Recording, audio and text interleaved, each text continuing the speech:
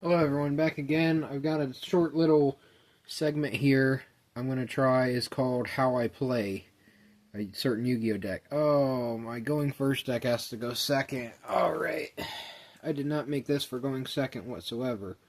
I'm going to start with Altergeist. That is a fantastic going first hand, but I do not have going first. First turn I would easily have a bounce, a effect negate, a spell trap or monster negate, and they'd be locked out. Like, they wouldn't have any of this right now. So, I don't know. This deck is kind of weird going second, and I really don't like Reveal in this way.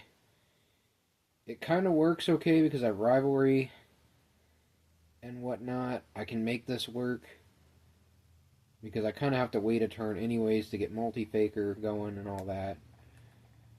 This is going to be annoying if it's a Solemn, so we just kind of wait and see here.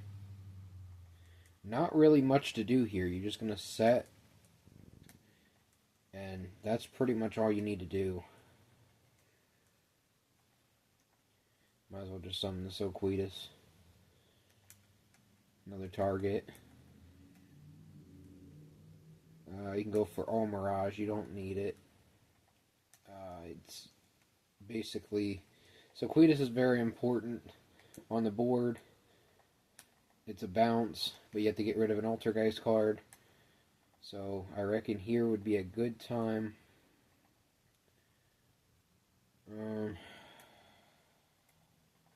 Let's go Protocol. Absolutely on Resolution. No, not yet. No. Now I'll activate Multi-Faker. Okay, so when you activate a trap card on a Resolution, you go Multi-Faker, and then Multi-Faker is going to summon one from deck. Which you could go Meliaseek here, you could go for another Soquetus. The one that's going to give you probably the most long term is Meliaseek, because when it goes to grave in any way, shape, or form, it gives you the ability. It gives you an Altergeist Surge. Another thing you could do is Konkiri, because it blocks attacks. So you could summon this, bounce it back, and then just kind of have that. I think Meliaseek is fine here. I'm very much planning on, not letting him do much. But let's see what he's going to do before I start flipping anything else or activating Soquetus or whatnot. Wait till battle phase, really. Kind of see what you're doing here. I got the Solemns. That pops a face up. I have a negate here if I want it. I have Rivalry, which basically stops their turn. I think it's okay. Wiz would be very annoying. Let's just risk it. You bring out Wiz, then so be it. Okay, Bravo. Not really big on... Yeah, that thing's annoying. That's going to pop a face up. They're both going to activate. So I have to get rid of this first. And Rivalry, they still get their effects. Let me try to Protocol here. Get rid of the Meliaseek. And then go ahead and chain the Rivalry. That's fine. He's going to be hurting a lot. So he's just going to keep Reveal. And then I negated that effect. The other effect's going to go off. I'm going to add off Meliaseek. You're going to Ash. I can't do anything about that. I don't really need the search that bad anyways. And I still have a bounce on Reveal. So, it seemed like I was perfectly fine on that. I'm definitely going to Soquetus bounce. I have to bounce the Faker. And now you see you kind of just keep bouncing that back every trap. You're going to get him to special, and you're going to get one from deck. So you just keep plussing like that. Okay, that's a nice draw there. Anti-spell. I got 2 Solemns.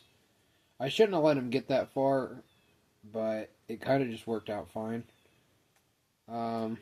If I had more, I could go for something like Hextia, which is it gains points equal to what it's pointing to, and it is a negate of spell and traps if you have a monster that it points to and you contribute it. So if you tribute that, then you're all good. I feel like Rivalry is just so good against for hires because she's going to be sitting on 1.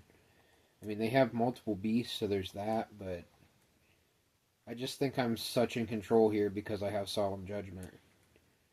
Like I could easily go Sequidus Bounce here. That would be fine.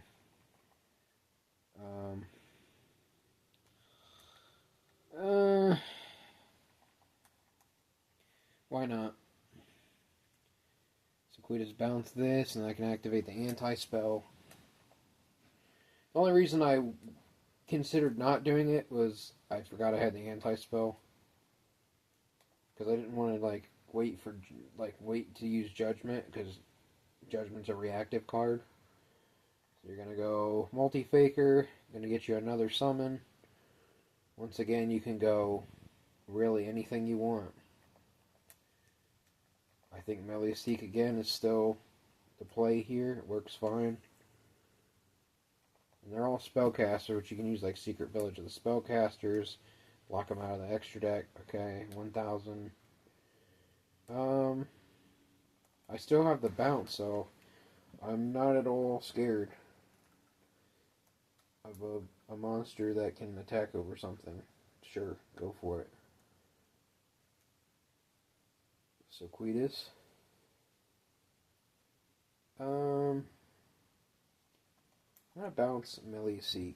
Also, Meliaseek can non-targeting attack directly, and it non-targets a monster and sends it to grave, or sends a card to grave. So there's that.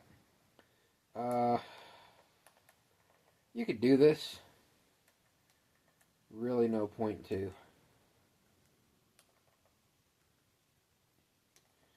Rivalry kind of hurts me only for the Link Kuriboh with Meliaseek play, so there's that. Otherwise, you're kind of just fine.